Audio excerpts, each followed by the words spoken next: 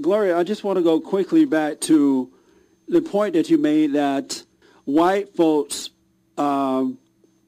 instead of putting their children, for the most part, into juvenile detention centers when they are arrested, they take care of them in other manners, where black people, for the most part, have to put their children in juvenile detention centers. And I said it was because most black people are having their children out of wedlock. They have illegitimate children. And because they're not married, they can't afford to put their children in better situations. And you said you didn't think out of wedlock children was a bad thing.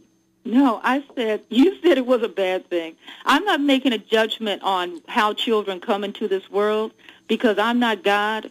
And I believe that, ye who is without sin cast the first stone. I think economically it could be a better situation. It would be. I mean, blacks who are married and have children are doing much better than those who are not. Economically. But I want to correct a couple of points. One, there are parents who have the financial ability to put their children in other places to help them, put them in different schools, take them out of that neighborhood, because sometimes it's the neighborhood that's causing the child to act out and the people who are around the child. But I'm talking about the criminal justice system itself. The juvenile justice system looks at a child to determine where that child should go. Parents don't put their children into juvenile detention. It used to be that way back in the day. Right. You could call up and say, I'm having problems with my child, come and take them away. But nowadays, majority of children who end up in juvenile detention are there because the courts deem that they have to go into juvenile detention based on whatever act they've committed. But parents put them there by not raising them in the right way. And as you notice, not all, of course, but most black parents today are immoral.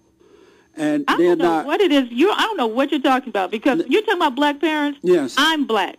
I'm assuming you're black. That's why I said most, not all. But most black parents, no, you can't make that judgment across the board. You can't say most black parents are immoral based on what? The fact that based on what? The fact that they're having their children. This immorality on. I'm here to talk about. I know, but let me just make that point, and I want to, Gloria, let me make that point since we are there, and we'll move on to the racial profile of things and other issues. I hope so. But let me just say to you, the evidence is that they're having their children out of wedlock. A lot of these black women are very angry and sleeping around with different men in front of their children. I don't know where you're getting this, but if you have something that you can have in writing with some numbers attached to it, I would really like to read it. But I don't go, because when you're talking about black women like that, you're talking about me. You're talking about my sisters. You're talking about my aunts. You're talking about my mothers. You're talking about my girlfriends. So when you put everybody into this big... Well, I said not all, but most. You're talking about my people, and I don't see what it is you're talking about, because I'm looking at the same group of people, and I don't see what you're talking about. You don't know that most of these black children don't have fathers and mothers in the home? You're not aware of that? I'm aware of the high number of black women giving birth who choose not to marry. But as far as this whole other part you're talking about, sleeping with people in front of their children, I don't know where you're coming up with. No, what I'm saying is these black women are sleeping with everybody and their mama that come around and having... I don't know. You know what? It's like you keep making a point that makes sense, and then you're going off and on a tangent. But the point about it is, why don't we take the point that makes sense, which is if you have the high number of people, young people, who are being raised in single-parent households, which is what I think you're talking about. That high number of people, because of the lack of resources, if you have two people earning money, that's two people earning money, not just two people, but two people earning money, then the chances that you have more resources and more opportunities, that I agree. But that doesn't automatically mean that the person who raises a child in a single-parent household, be they white, black, Asian, Latina, whatever, is automatically going to have a child who's going to end up in the criminal justice system. Well, all this, according to the Census Bureau, and all the stats are showing that you know what? Gloria, you're not letting me finish. Hold on. Don't start with all the stats, because until you show me some numbers. Look at the Census Bureau and all the stats. Here's the thing about statistics: you can make numbers say whatever you want them to say, but all of them don't say anything. There is no statistical possibility of all stats saying any particular thing. So if you want to rely on particular stats, that's fine and well and good, but all stats don't say anything. And I'm looking at this whole thing. I mean, I'm looking at this point that you're making, that you're saying that single women who have children are having relations in front of other people. I mean, I don't understand where this comes from. My point is that your household, but I haven't seen any of this. My point is that instead of it would appear to me that instead of blaming this issue on racial profiling, I mean, it would seem to me that you would deal with what's really wrong, what's causing these kids to act this way. For example, 80% of black women in their 20s, 18 to 24, are having their children out of wedlock.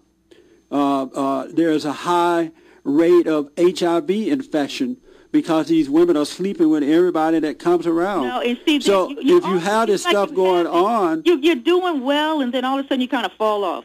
Okay, there is a high number of new HIV cases within the black female community.